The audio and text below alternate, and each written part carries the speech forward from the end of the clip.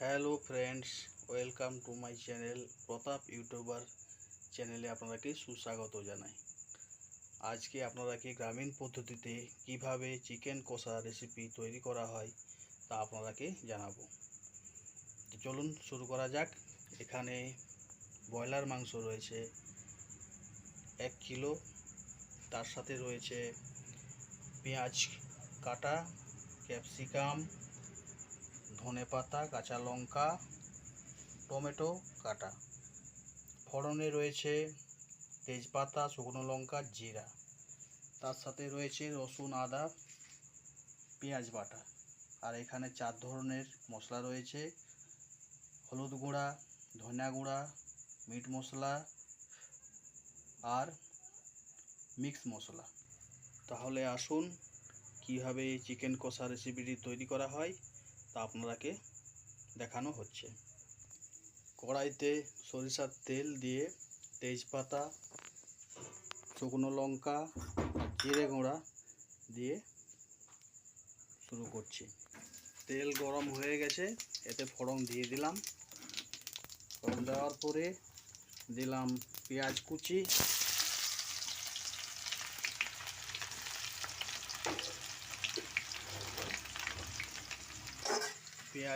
লাল লাল করে ভেজে তারপরে পরের জিনিসগুলো দিতে হবে। এরপরে দেওয়া হচ্ছে পেঁয়াজ, রসুন, আদা বাটা দিয়ে আবারও ওকে ভালো করে কষিয়ে নেওয়া হচ্ছে। দেখুন এইখান থেকে তেল ছেড়ে দিয়েছে।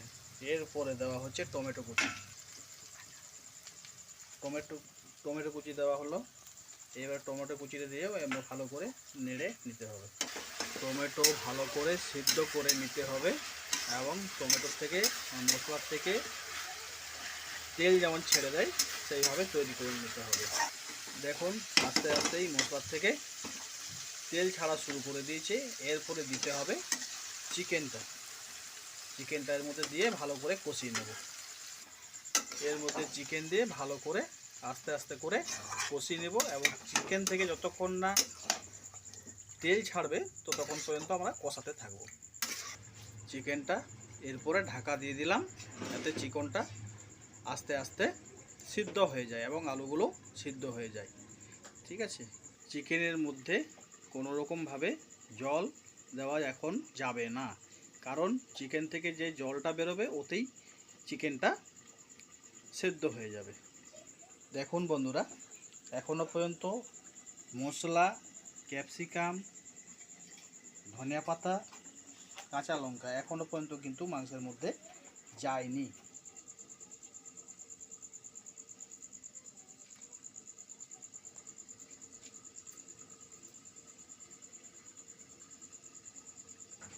বন্ধুরা, চিকেন থেকে আস্তে আস্তে গন্ধ বেরানো শুরু হয়ে গেছে। গন্ধটা খুব সুন্দর লাগছে। মাঝে মাঝে ঢাকা খুলে চেক করে নিয়ে নাড়িয়ে নিতে হবে,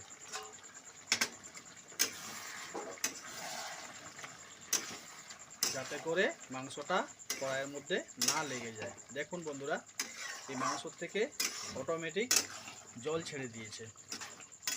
জল দেওয়ার কোনো প্রয়োজনই হয়নি। দেখুন মাংসর কালারটাও কত সুন্দর এসছে এবং খেতেও লোভনীয় হবে। এইভাবেই মাংসটা কষিয়ে নিতে হবে। এইভাবে নাড়িয়ে আবারও দেখুন ঢাকা দিয়ে দিলাম মাংসটা সিদ্ধ হওয়ার জন্য। এবারে আঁচটা কিন্তু মিডিয়ামেই রাখা হয়েছে। মাঝে মাঝে ঢাকাটা খুলে নাড়িয়ে নিতে হবে, যেন না নিচে কড়াইয়ের মধ্যে লেগে যায়, সেই দিকটা খেয়াল রাখতে হবে। এইভাবে ঢাকা খুলে নাড়িয়ে নেবেন এবং খেয়াল রাখবেন যেন কড়াইয়ের মধ্যে না লেগে যায়। এবারে কষাতে কষাতে এই মাংসর থেকে যখন দেখবেন তেল বেরিয়ে আসছে, তখন বাকি যে মশলাটা আছে মশলাটা আপনাকে ওই কড়াইয়ের মধ্যে দিয়ে দিতে হবে। দেখুন কষাতে কষাতে আস্তে আস্তে সাইড দিকে তেল ছাড়তে আরম্ভ করেছে। এই রকম অবস্থায় আপনাকে মশলাটা যেটা রয়েছে, গুঁড়ো মশলাটা, সেইটা দিয়ে দিতে হবে।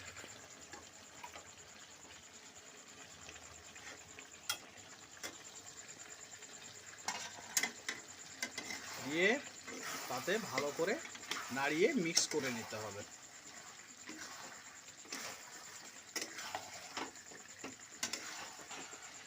দেখুন বন্ধুরা, মাংস কষাতে কষাতে মাংসর কালারটা কত সুন্দরভাবে চলে এসছে।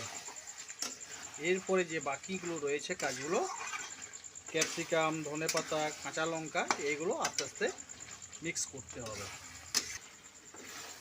দেখুন কষাতে কষাতে আমরা ক্যাপসিকাম কুচি আর কাঁচা লঙ্কা মিক্স করে দিলাম। এইভাবে করে আবার কষিয়ে নিতে হবে।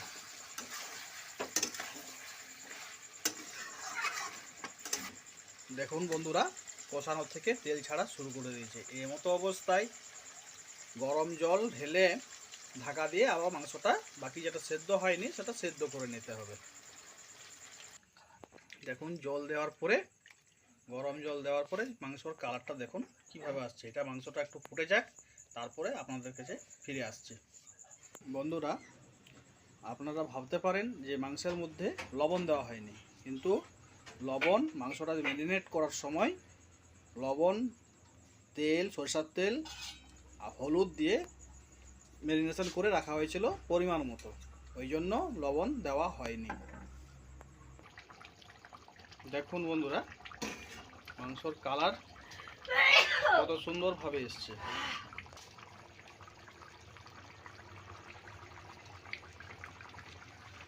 দেখুন বন্ধুরা, একটু লবণটা চেখে দেখা হলো, কম মনে হলো, তার জন্য একটু লবণ মিক্স করে দেওয়া হলো।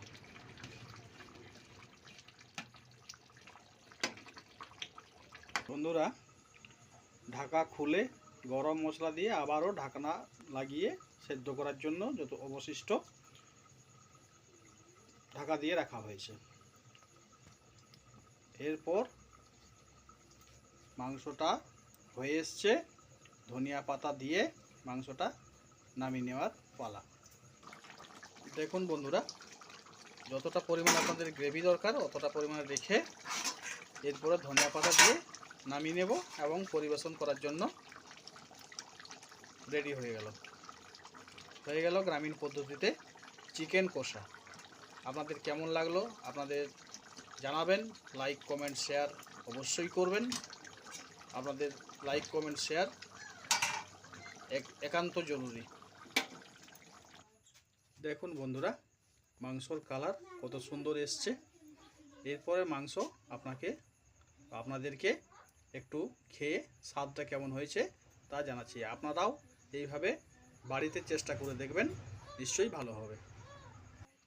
বন্ধুরা, এই আমি মাংস নিয়েছি, আমি এক পিস খেয়ে আপনাদেরকে জানাচ্ছি কেমন হয়েছে। বন্ধুরা, মাংসটা খেলাম, খুব সুস্বাদু এবং দারুণ হয়েছে মাংস। এইরকমভাবে বাড়িতে আপনারা অবশ্যই ট্রাই করে দেখবেন। ঠিক আছে, ধন্যবাদ।